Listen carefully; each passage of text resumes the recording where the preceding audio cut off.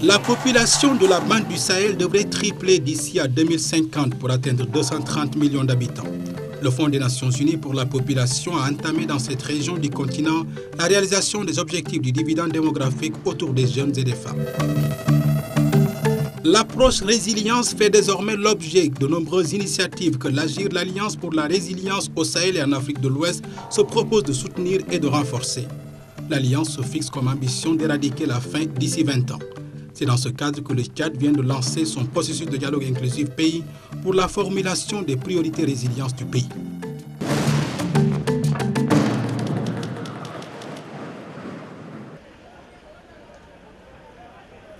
Le Bureau régional pour l'Afrique de l'Ouest et du Centre du Fonds des Nations Unies pour la population a ouvert ses portes en 2013.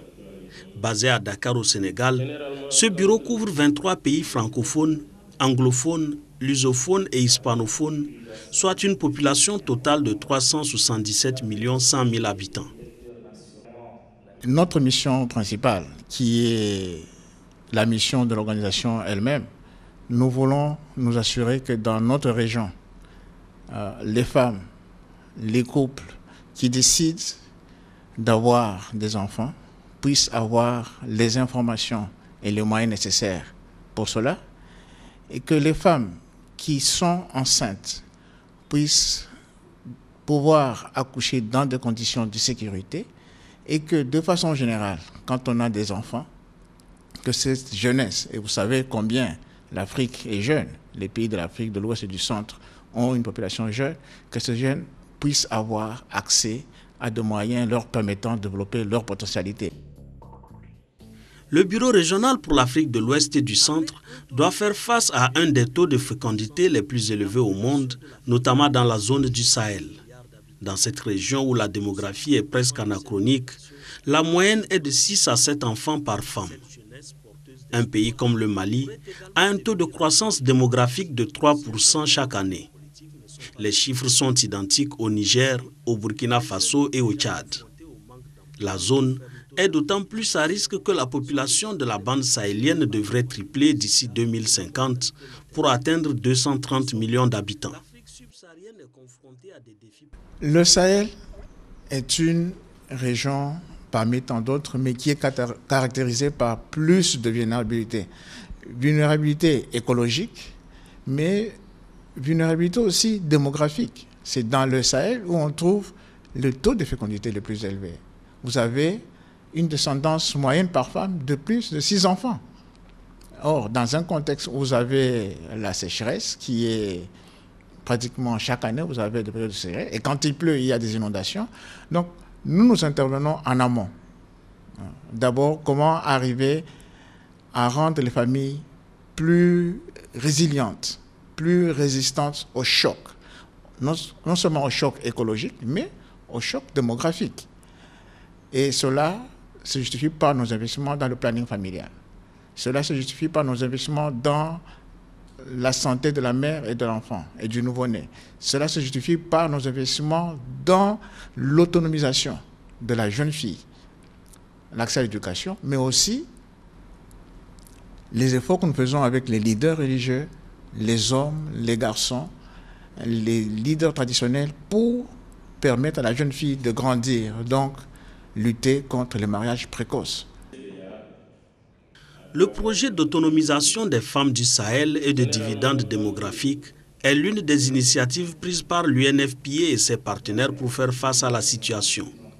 Ce projet, financé à hauteur de 200 millions de dollars par la Banque mondiale, a pour objectif principal l'amélioration de la situation économique des femmes et des jeunes filles et la réduction de la fécondité. Il est destiné au Burkina Faso, à la Côte d'Ivoire, au Mali, à la Mauritanie, au Niger et au Tchad pour une durée de 4 ans. Quand on parle de dividendes démographiques, c'est différent de l'approche contrôle de population, c'est la qualité de vie des populations. C'est ça qui est plus important. Le projet devait permettre de booster les efforts déjà faits pour améliorer les indicateurs en matière de santé, en matière d'éducation, en matière d'autonomisation des femmes, etc. Donc nous avons beaucoup d'espoir que ce projet nous apportera des réponses nouvelles et renforcera des acquis de ce qui se fait déjà sur le terrain. Il y a un fort engagement au niveau des pays, en tout cas en particulier dans le cas particulier de mon pays, le Niger, parce que le chef de l'État lui-même s'est engagé, a fait l'appel en direction de l'ensemble des autres pays et nous avons aussi vraiment adopté une attitude très volontariste pour identifier tous les défis, y compris d'ailleurs des défis d'ordre social ou d'ordre religieux qui sont des contraintes importantes à la mise en œuvre efficace de ce programme. Le dividende démographique est l'accélération de la croissance économique induite par la modification de la structure par âge de la population d'un pays dont la proportion des enfants à charge diminue pendant que celle des adultes en âge de travailler augmente. Cette modification de la structure par âge de la population passe par la baisse de la fécondité, l'accès à la planification familiale ainsi que l'amélioration de la santé et de l'éducation des enfants, en particulier des filles. On a aujourd'hui dans beaucoup de pays africains une population jeune très importante. Dans 30 ou 40 ans, cette population sera âgée et donc va consommer plus qu'elle ne va produire. Elle sera donc en fait un poids pour le reste de la population puisqu'il faut bien les aider. Et donc à ce moment-là, il sera trop tard pour avoir le dividende démographique. Donc il y a 30-40 ans, pendant laquelle on peut effectivement accélérer cette baisse de la fécondité. Et je dirais que si on ne fait rien dans les 10 ou 15 prochaines années, voilà, l'Afrique ne bénéficiera pas de ce dividende qui a bénéficié aux pays asiatiques et aujourd'hui qui est en train de bénéficier par exemple à l'Inde. L'objectif du Fonds des Nations Unies pour la population est de garder les filles plus longtemps à l'école pour minimiser les risques de mariage précoce et leur assurer une bonne éducation et une autonomie financière. Pour parvenir à ces transitions économiques, il faut nous assurer que ces jeunes personnes soient prêtes à l'emploi et qu'elles aient les qualifications requises pour la transition démographique et qu'elles soient bien éduquées, bien nourries et en bonne santé, afin que quand elles sont sur le marché de l'emploi, qu'elles aient un travail. Les gouvernements doivent donc élaborer des politiques afin de s'assurer qu'ils aient du travail disponible pour ces personnes qui doivent être employées et bien employées, ce qui créerait le premier dividende démographique. L'obtention d'un emploi n'est que la première étape du dividende démographique. La deuxième partie de ce dividende, c'est quand ces jeunes personnes seront grandes et commenceront à épargner leur argent pour leur retraite, leur pension. Afin de mettre en place cette transition économique, les gouvernements doivent mettre en place des politiques visant à la création de nouveaux emplois pour ces jeunes. Et une fois qu'ils sont employés, ils auront plus de revenus. Et c'est là le premier dividende de la transition. Ce que nous visons, c'est de permettre au pays de réunir les conditions pour pouvoir prendre les bénéfices de la jeunesse. Mais pour prendre ce bénéfice de la jeunesse, il faut permettre au pays d'avoir une transition démographique rapide. Mais pour que cette transition démographique rapide puisse arriver, il faudrait que la jeune fille, les femmes soient autonomisées. Il faut que la communauté en général accepte, n'est-ce pas, toute l'information et les services sur la planification familiale et les adopte. Et puis, il faudrait qu'il y ait le personnel de qualité pour servir. Cette initiative qui sera mise en route dès janvier 2015 n'est pas isolée. Le dividende démographique accompagne d'autres actions en cours d'exécution. Au nord du Nigeria, le pays le plus peuplé d'Afrique, avec 170 millions d'habitants, les femmes de la communauté Meza vivent sous la hantise de la fistule obstétricale. Dans l'état de Kaduna, la prévalence de la fistule obstétricale est assez élevée. Les taux exacts de prévalence ne sont pas connus, mais l'on estime entre 100 000 et 1 million le nombre de Nigérianes qui en sont atteintes. La plupart d'entre elles accouchent à domicile. Dans la majorité des cas, la fistule se développe à un jeune âge.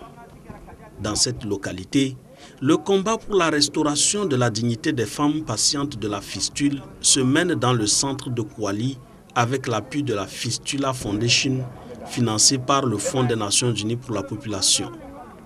Grâce à ce combat, les femmes retrouvent leur dignité. Je suis très contente maintenant que l'opération de fistule soit terminée. Je ne connais personne ici, mais je m'y sens chez moi. Même dans ma communauté, quand ils ont vu que je n'avais plus de fuite, ils étaient tous contents. Mon mari qui m'avait congédié cherche maintenant à me reprendre. Pour ce faire, il doit passer par Moussa, qui est à présent mon nouveau frère, qui a pris soin de nous toutes ici. Il nous a éduqués en nous donnant des conseils, en nous aidant à prendre soin de nous pendant et après la fistule.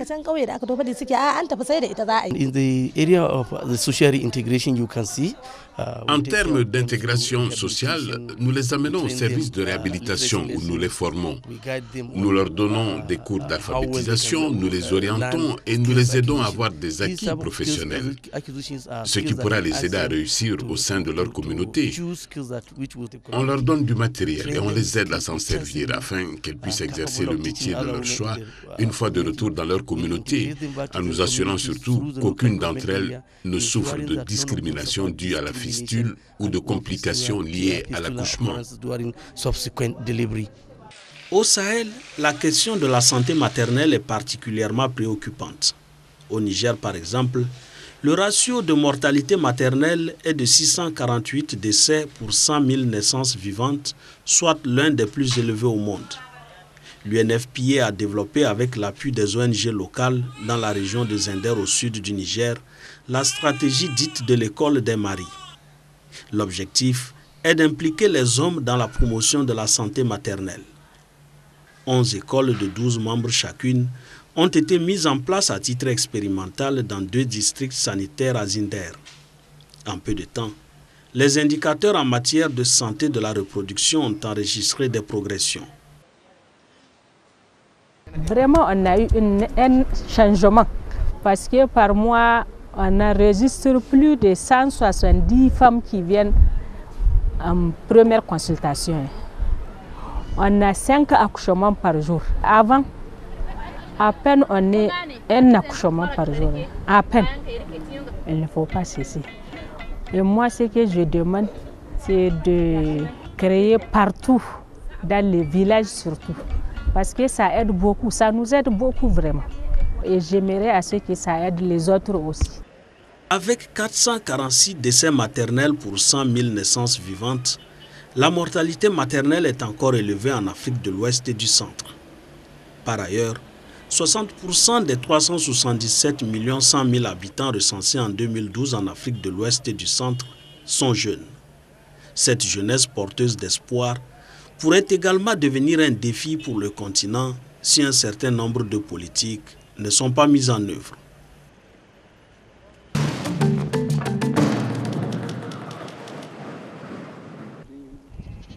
La région du Sahel souffre encore des conséquences de 4 crises alimentaires et nutritionnelles consécutives, 2005, 2008, 2010 et 2012.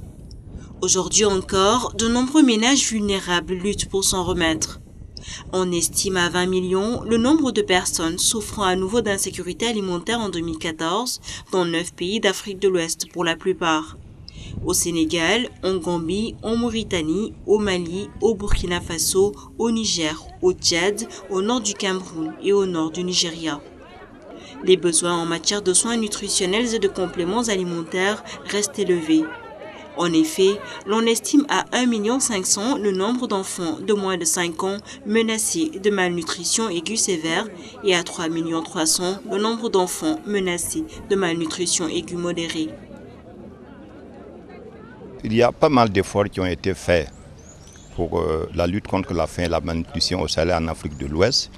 C'est ainsi que pendant un certain temps, on ne connaissait plus beaucoup de crises alimentaires.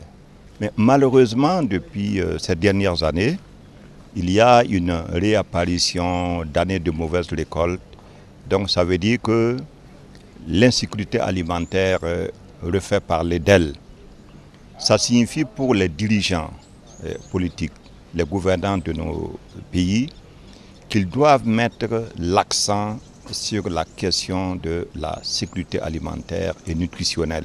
De manière générale, quand nous avons fait le RPCA, quand nous nous sommes retrouvés en marche, les chiffres que nous avons étaient, nous avons 3 millions, plus de 3 millions de dames qui sont en situation critique.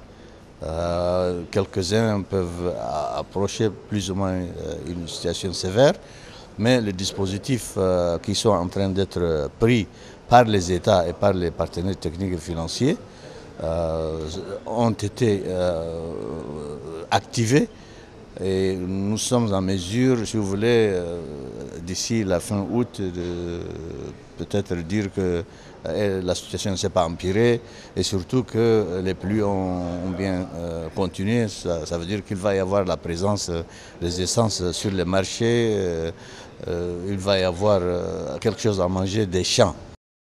Des efforts soutenus sont nécessaires pour renforcer la résilience des populations extrêmement pauvres de la région, soit environ 20% de la population totale ou 25 millions de personnes. Tous ceux qui se préoccupent de la situation alimentaire et nutritionnelle s'accordent sur la nécessité de ne plus dissocier l'action qui consiste à apporter l'aide humanitaire lorsque survient une crise de celle visant à combattre la pauvreté et la famine endémique. L'objectif étant d'augmenter la capacité de résilience des plus vulnérables. La résilience, de manière assez, si vous voulez, brève, c'est la capacité d'un individu, d'une communauté, d'un système ou bien d'un État de résister le choc, de se maintenir pendant les moments très difficiles et de rebondir assez rapidement pour avancer de manière significative et positive vers son développement socio-économique. Et dans ce cadre-là, c'est-à-dire il y a des signes qui montrent qu'effectivement notre climat a changé, nos pluies se sont raréfiées. Alors il faudrait conjuguer tous les efforts des partenaires techniques et financiers, de nos États, de nos organisations intergouvernementales pour dire comment faire pour s'adapter. C'est-à-dire la résilience, c'est comment faire pour s'adapter à ce changement climatique et pouvoir mener une vie décente. L'approche résilience fait désormais l'objet de nombreuses initiatives que l'AGIR, l'Alliance pour la résilience au Sahel et en Afrique de l'Ouest, se propose de soutenir et de renforcer. AGIR ne se veut ni une initiative de plus, ni un guichet supplémentaire d'accès au financement, même si son objectif est de canaliser plus de moyens vers la résilience. Il s'agit d'un partenariat politique dans la durée au bénéfice de l'efficacité des initiatives sahéliennes ouest-africaines.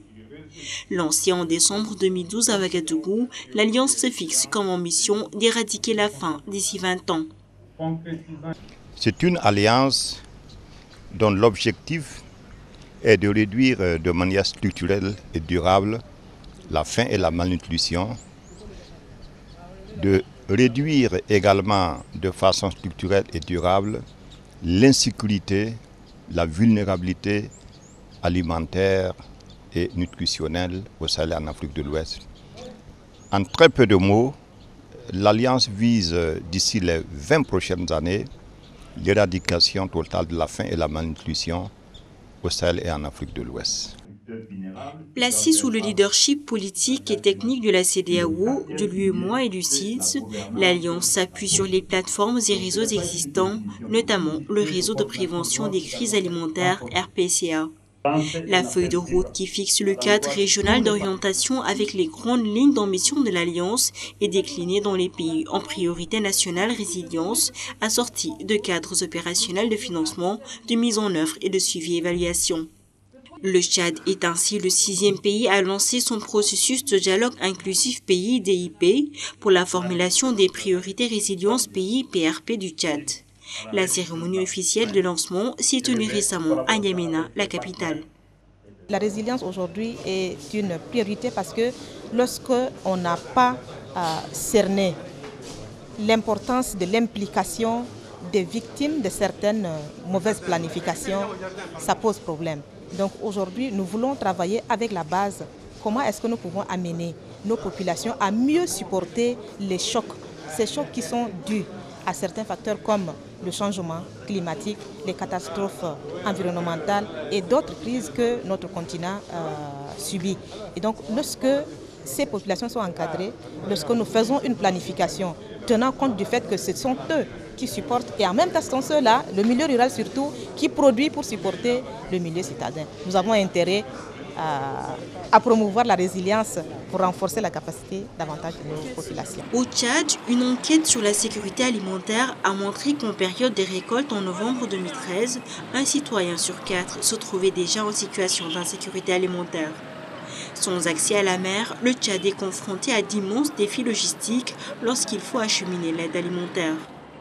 Raison pour laquelle l'ensemble des acteurs du pays ont fait montre de leur engagement à renforcer la résilience des populations du Tchad dans le processus de dialogue inclusif.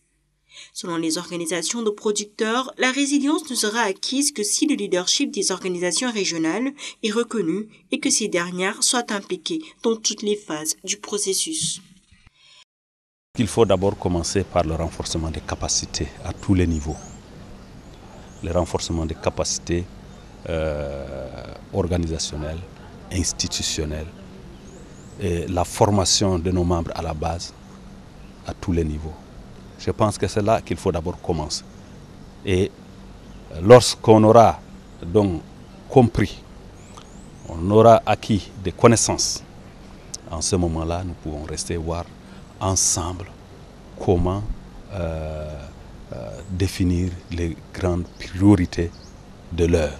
Il faudrait qu'à tous les niveaux, que ce soit au niveau des agriculteurs, des éleveurs, des pêcheurs, chacun à son niveau doit comprendre le phénomène de la résilience et voir également comment à son niveau il peut contribuer pour apporter des solutions aux problèmes qui se posent en milieu rural. Chacun à son niveau. Donc nous devons comprendre d'abord le phénomène de résilience, comprendre d'abord ce mot, comprendre pourquoi cette résilience et maintenant voir comment chacun à son niveau doit participer. Et que ça ne soit pas seulement une question des partenaires au développement qui parlent tant de ce phénomène-là, la résilience, les ONG parlent de la résilience, les partenaires techniques et financiers parlent de la résilience, que ça ne s'arrête pas seulement à ce niveau. Et que le discours également se rabaisse au niveau le plus bas pour mieux comprendre le phénomène et mieux aborder la question.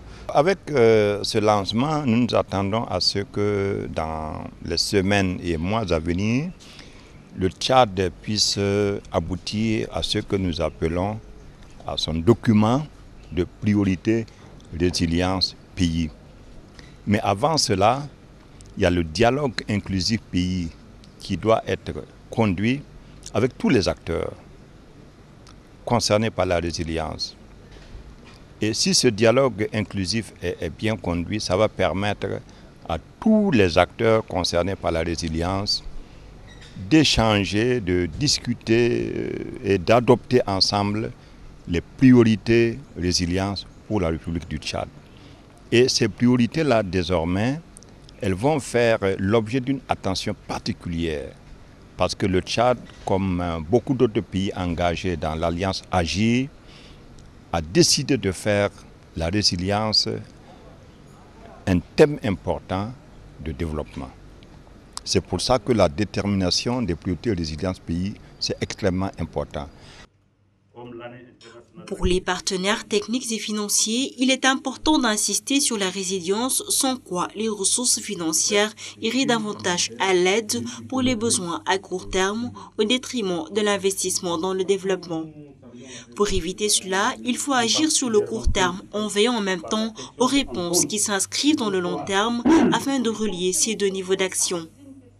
Ainsi, l'aide humanitaire et le développement seront reliés avec pour objectif premier d'aider précisément les personnes les plus vulnérables. L'Union européenne a déjà mis sur la table 2 400 000 € pour soutenir la déclinaison de la feuille de route, tandis que la BAD en est à plus de 155 millions de francs CFA pour les 5 années à venir pour lutter contre la résilience. Le cycle de développement, on est obligé de concilier, depuis très longtemps. Les programmes de développement ont été bâtis sur la base des projets. Et les projets, effectivement, ils sont mis en œuvre souvent 5 ans, 6 ans, mais malheureusement, avec les compétences souvent au niveau de l'administration qui est chargée de mettre en œuvre ces projets, ils sont reculés. Donc, ce qui fait que les crises ne font que se répéter. Donc, nous sommes obligés de résilier ou de concilier les deux, des actions de court terme, sachant bien qu'on doit résoudre le problème conjoncturel pour aller au problème structurel. Mais l'action de long terme ne doit pas occulter les actions de court terme. Mais en général, les bailleurs de fonds s'inscrivent plus dans le développement, dans le processus de développement, mais sur la base des priorités déclinées par les États. Maintenant, quand les États aussi ont des actions de court terme et que les stratégies sont montées, nous ne pouvons que les suivre. Donc, mais il faut concilier les deux pour avoir un résultat durable. Les défis à relever sont donc à la hauteur des enjeux. Les 17 pays membres de l'initiative Agir ont jusqu'en décembre pour mener leur processus de dialogue inclusif et formuler leurs priorités résilience pays. Rendez-vous est donc pris pour décembre prochain à Lomé pour présenter l'état d'avancement du processus. Il s'agira de convaincre la communauté internationale de l'engagement des pays africains dans l'Alliance globale Agir et de leur ferme détermination à mettre un terme à la faim et à la malnutrition au Sahel et en Afrique de l'Ouest d'ici 20 ans.